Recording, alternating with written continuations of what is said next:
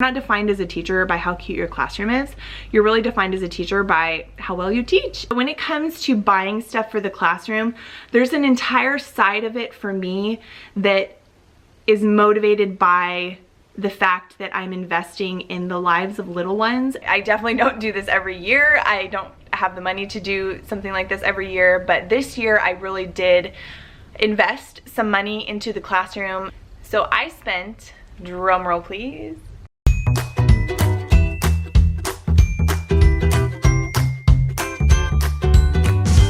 hey, good morning. Well, it's kind of morning for me. It's around 11 o'clock. I'm in the classroom today and I'm so excited. This video is like one of my most highly requested, other than the classroom tour, which I will be doing. Actually, I'll probably film that today too, and then I'll get that uploaded and I'm ready for you guys. But this video is gonna be all about how much I personally spend on my classroom every year and how to get free money for your classroom if you are a new teacher, or if you're wondering just in general how to get money for your classroom. I'm gonna share with you some things that I do to get free money and support for my classroom. So if you're new here, I just want to say hello, welcome. My name is Elizabeth. I'm a kindergarten teacher in California, and school starts for us in like, how many weeks? 3 weeks? No, 2.5 weeks. Oh my goodness, I can't believe I said that. Okay, so school starts for us. Let me see if I can set this down. Are you gonna stay? Okay, school starts for us in 2.5 weeks, and I'm just a little bit excited. I know, I'm a little bit of a freak. I have another friend who's in this same boat, and if you're watching this, you know who you are. But she and I, we get excited around the back to school season because for me, I love routine, I love consistency in schedule. And while I do absolutely love summer, I love taking a break, I love hanging out with family and friends, there's a side of the school year that I really enjoy because it's like consistency. There's routine every single day. And so today I am basically in the classroom just wrapping up a couple of things and then going to be filming my classroom tour. I thought it would be great for me to film a video about how much I spend on my classroom and give you guys some tips on how to get free money. So before I jump in, I have read forums and articles and seen videos about this topic, and it's pretty different because teachers teach in all different types of settings, high income, low income, public, private sector. There's a lot of different types of schools out there, and so I want to learn, I want to know from you, and I would love for all of us to just start a conversation in the comments below about how much you spend on your classroom. And it doesn't have to be a dollar amount. You could even just say a percentage of your income if you wanted to do that. If you are comfortable sharing a dollar amount, that's fine too. I'm going to share a dollar amount today in today's video. You can also share tips on how to get free money. So please comment below with any suggestions and tips that you have in case there's a new teacher watching, or if you are a new teacher and you've had some success in getting free money for your classroom. Let us know in the comments below. You are able to afford and fund things for your classroom. Okay, whoop. Okay, so I'm just gonna grab my tripod and then set it up and just start talking to you guys, chatting about this topic. I just have to find where it is. There it is. Okay, also, if you haven't seen this tripod, if you're a vlogger and you don't know about this tripod, it's a Joby brand, J-O-B-Y. I don't know if you can see that. Of course, it's not gonna focus. It's a Joby brand, J-O-B-Y, and it's flexible. So like each leg is super flexible, but anyways, so I use this all the time for a ton of different stuff. And so I'm gonna set this up. Do you guys see the tree? It's coming to life. So I'm gonna set this up and then we're gonna chat about how much I spend on my classroom. All right, so first of all, I feel like I need to say this. There's a difference between, okay, so I don't even know where to start. I think I need to start by saying this. There is a huge difference between needs and wants. You do not need to have a cute classroom to be an awesome teacher. Your students do not need to have a cute classroom to learn in your classroom. And so I just want to make sure that I preface this entire conversation with that understanding. And I know that it can be super intimidating, especially on social media. You see all these really cute classrooms, or Pinterest. Oh my gosh. While there are some great ideas on Pinterest, there's sometimes on Pinterest that I'm like, I get a little discouraged because I'm like, man, I can never live up to those standards, or I can never have a classroom that looks that amazing, or, you know, but you cannot be defined, you're not defined as a teacher by how cute your classroom is. You're really defined as a teacher by how well you teach and what your students are retaining and learning. And there's that saying, you know, they may not remember what you taught them, but they will never forget how you made them feel.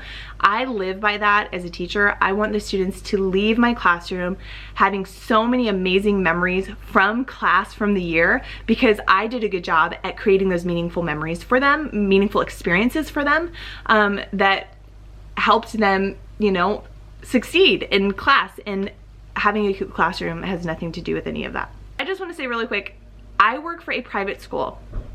Working for a private school, I know we are different in the way that we get our funds, and it's way different than a public school setting. So I'm coming at this from a perspective of a private school teacher. So as I'm talking about everything, just know that that's the perspective that I'm coming from.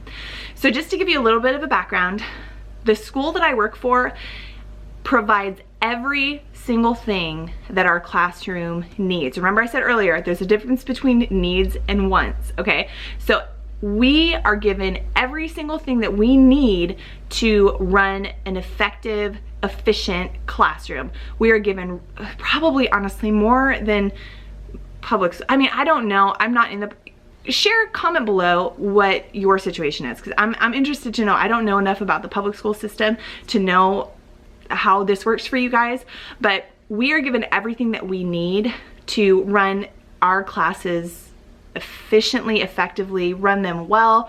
We are given technology, we're given whatever we need. We have more than enough to, you know, have all of our needs met. Now, when it comes to wants, that's a whole different story. We are given, aside from the needs, so we get all of our needs met, but then we are given the opportunity to submit wish lists to the school, and if the school has the extra funds to purchase this stuff on our wish list, they will purchase, like, we put everything in priority. So like if we really, really want something, we put that as number one, and then we kind of trickle down as, like, you know, the things that are not as important to us. So if the school does have the funds to get us something off of our wants, off of our wish list, then we try to prioritize those so that they know that this for sure is the item that we want first, you know, first. Those are different. The needs are met, the wish list is more under the wants category. Outside of those two categories, aside from my wish list and aside from the needs, all of the stuff that we need for the classroom, if there's anything else that I want for the classroom, I have to pay for it. I have to pay for it, you know, either out of pocket, or I have to get creative and try to find sponsors for it. Now, because I teach in a private school, I cannot submit things for donors choose. I can't even create accounts for that because I'm in a private school. They don't allow us to do that. So a couple of years ago, I walked into this huge warehouse where there's food all over the place, and I noticed that there was a couple of like large printed checks on the wall that said like sponsored for, and then an amount. And so I was like, oh, well, they sponsored different organizations and everything. And so I walked up to the manager at that time and I said, you know, I'm a teacher, I work at a private school. Is there any way that, do you guys sponsor classrooms, things like that? And his immediate response was absolutely. And so, because I had been going to that store for such a long time, I kind of had developed a relationship with the people there. So, you know, I live in California, so it's kind of a bigger area, but if you frequent things long enough, people start to recognize you.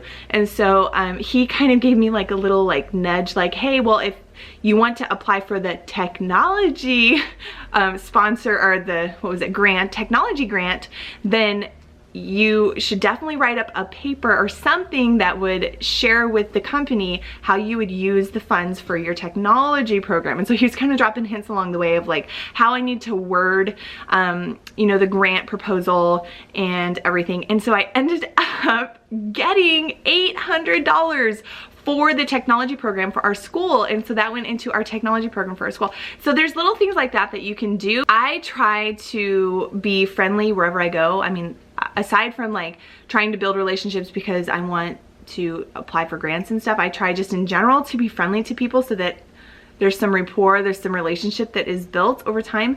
But it's really easy in those types of situations, especially if you frequent certain stores or certain restaurants or businesses and just in general, to go into them and say, hey, you know, do you guys ever, you know, sponsor, you know, classrooms or anything like that? And a lot of times, because they know you, they see your face all the time, they know that you're gonna frequent their business because you have been, a lot of times they're more likely to put like a good word in on your application. And so that's just like a little tip that I was told and totally worked in that situation where I got $800 for our technology program. And so that's one way that you can do it. If you're in a private school and you don't get state fundings for, you know, you don't get state grants or state funds for your classroom, that's one way that you can do it. You can just kind of like reach out to your local businesses in the area. Aside from all the grants and sponsorships that I try to get through local businesses, anything else I really pay out of pocket for. And I just want to say this, the school that I work for is the school that I graduated from. And when I came to this school as